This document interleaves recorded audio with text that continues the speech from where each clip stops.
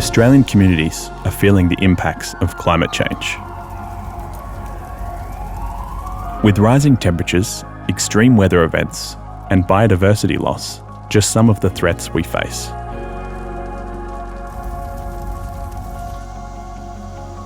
But there's hope. Many local communities are leading the way in adapting to their unique challenges, with support of the Increasing Resilience to Climate Change grants.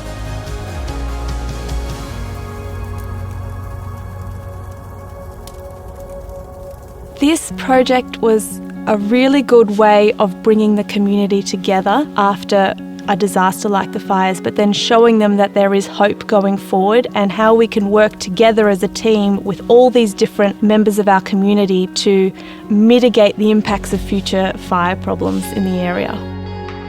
These workshops are of vital importance because, well, we get out and we light the country up when we want it to burn, not the other way around.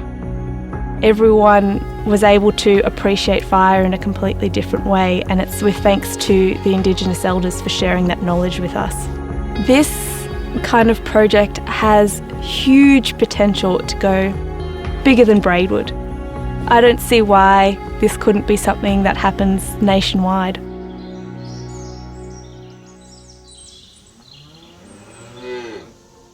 The way in which climate change is expected to impact this region is that there will be more extreme weather events, more prolonged dry periods, scarcer rainfall and greater vulnerability to bushfire. Our project was really about demonstrating the ways in which we can build resilience in the landscape and increase its capacity to hold water and to be able to rebuild its soil and its fertility.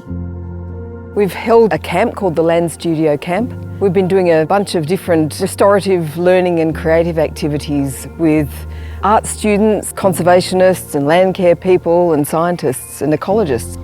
Environmental sustainability isn't just super scientific and the super important but boring stuff. Like, it can genuinely be really fun. A project like this really relies on you having a good partnership with a farmer host. You also want to ensure that you have a relationship with Indigenous custodians in the region and enable a really meaningful connection and honouring of Indigenous heritage and create that opportunity to participate in a healing of country.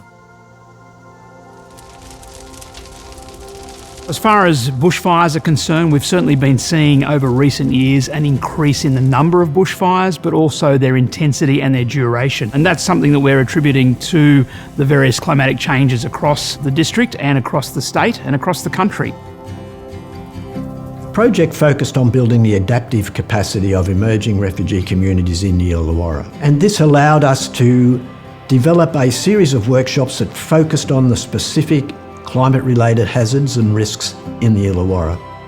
The workshops ran in the different language groups to make sure that they were culturally sensitive to the backgrounds and the lived experience of the communities. Our firefighters also wear clothing that protects them from the heat. The Burmese community learns about fire safety. This message is very important for the communities because before they don't know anything about it. They say now they clearly understand what they're gonna do when they face a real bushfire happenings around them. Part of my role is providing language assistance for the Burmese community member. I feel delighted, I feel wonderful when I'll be able to help.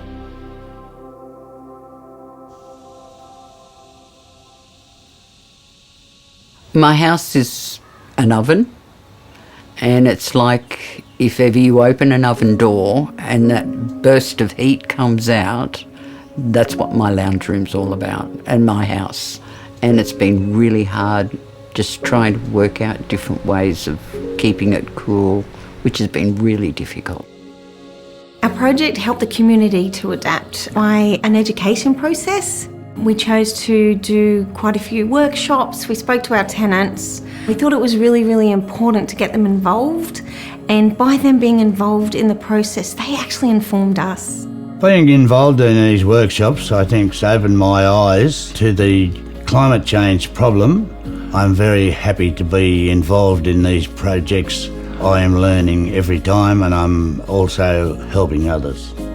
The resources have been great in a way that they've provided a suite of different communications to constantly remind our tenants about if there's a hot day coming up and raise their awareness about the things and those handy hints that they should be doing. Some of the ways I've learnt to stay cool is shade cloth on the windows and doors and fans strategically placed in the lounge room. Well, I don't have the money to go anywhere else, and I don't have the money to put in place what I'd like to put in place, so therefore I accept what I can do and keep a lookout on what can make my life a bit better and more comfortable in the heat.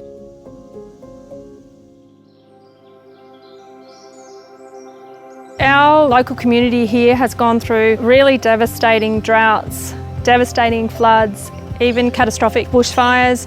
I think a lot of the community are realising that it's almost too late. We have to act now.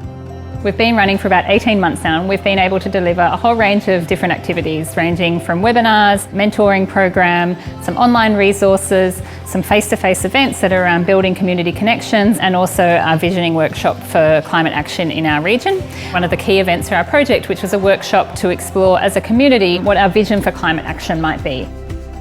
This was dreaming big, it was thinking big about how we want Port Macquarie Hastings area to look like. So we talked about what we were already doing in terms of climate resilience, but we also looked at where we could go, and that involved things like collaboration between groups. It's about how we can communicate with our local representatives. The majority of our participants have indicated that the learnings from our project have allowed them to be resilient to the impacts of climate change through increased community connections for them to push on with climate change adaptation resilience initiatives after the Head, Heart and Hands project.